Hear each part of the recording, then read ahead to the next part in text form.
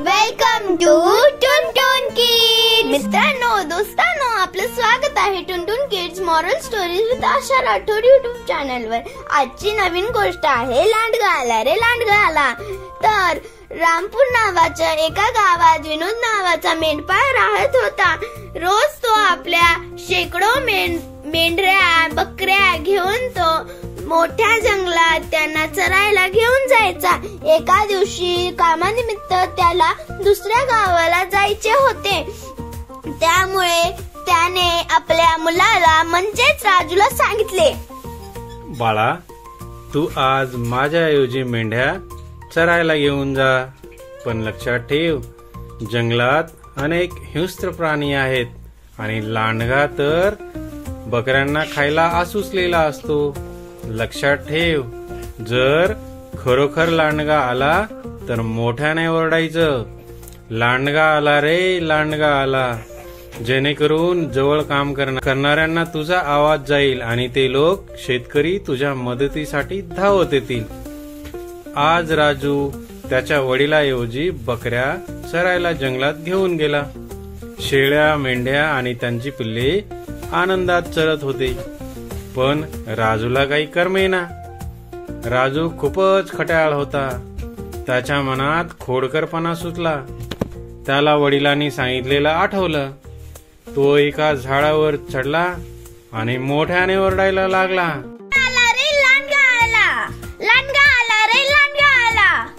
पोराचा आवाज ऐकताच शेतात काम करणारे सगळे गावकरी धावत धावत त्याच्याकडे आले. पण त्यांनी बघितलं की तिथे लांडगा तर कुठेच नव्हता. राजू मात्र मोठमोठ्याने हसायला लागला आणि त्यांना म्हणाला, मी तर तुमची गंमत करत होतो. हा हा हा. गावकऱ्यांनी त्याला समज दिली व पुन्हा असे खोटे न बोलण्याचे सांगून ते आपापल्या शेतात कामासाठी निघून गेले. राजूला मात्र खूप मजा आली होती. त्याने थोडा वेळ जाऊ दिला व परत तो एका झाडावर चढून मोठमोठ्याने ओरडायला लागला, लांडगा आला रे लांडगा आला, लांडगा आला रे लांडगा आला. पोराचा आवाज ऐकतात शेतात काम करणारे सगळे गावकरी त्याच्या मदतीसाठी धावत धावत त्याच्याकडे आले. पण पाहतात तर काय, तिथे तर लांडगा कुठेच नाही.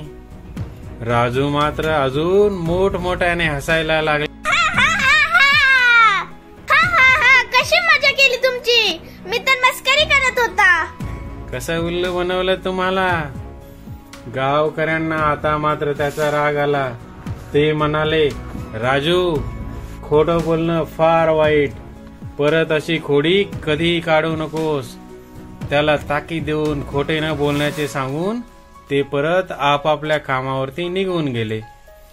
पण दुसऱ्या दिवशीही राजूने पुन्हा खोडी केली. तो जोराने मोठमोठ्यात ओरडायला लागला, आला रे लांडगा आला, लांडगा आला रे लांडगा आला. सगळेजण परत पुन्हा जोरात धावत पळत तेथे आले आणि फसले.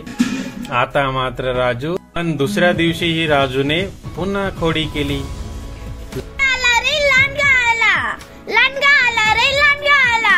सगळेजण पुन्हा धावत धावत त्याच्या मदतीसाठी आले आणि पुन्हा फसले. आता गावकरी वैतागले होते आणि त्याला ताकीद देऊन खोटे न बोलण्याचे सांगून ते परत त्यांच्या कामावरती निघून गेले.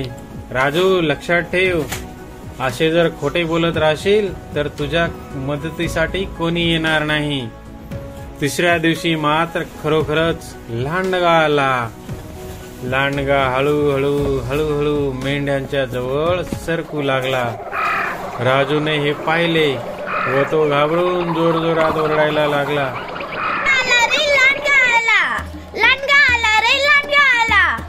पण यावेळी मात्र कुणी त्याच्या मदतीला आले नाही. सगळ्यांना वाटले, हा राजू आपली पुन्हा मस्करी करतोय, खोटं बोलतोय. लांडग्याने राजूच्या 2 मेंढ्यांना उचलून जंगलात नेलं आणि बऱ्याच बकऱ्यांना मारून टाकलं. राजू मात्र आता जोरजोरात रडायला लागला. गावकऱ्याने त्याचे रडणे ऐकले व शेतातून पळत पळत ते त्याच्या मदतीसाठी आले. पण लांडगा मात्र अगोदरच जंगलात मेंढ्यांना घेऊन मारून पसार झाला होता. त्यांनी हा सर्व प्रकार पाहिला आणि त्याला समजावलं बघितलंस ना राजू बाळा, खोटं बोलणं, मस्करी करणं त्याचा काय परिणाम झाला. खोटं बोलल्यामुळे तुझ्यावर कोणी विश्वास ठेवला नाही आणि बघतोयस ना काय किती नुकसान झालं ते. त्याच्यामुळे नेहमी खरं बोलायला शिक.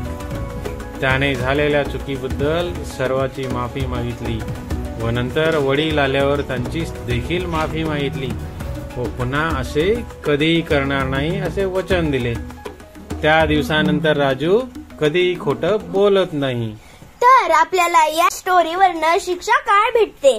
खोटं बोलणं वाईट असतं, त्यामुळे आपल्यावर कोणीच विश्वास करत नाही आणि आपल्या गरजच्या वेळी कोणी आपली मदत करत नाही.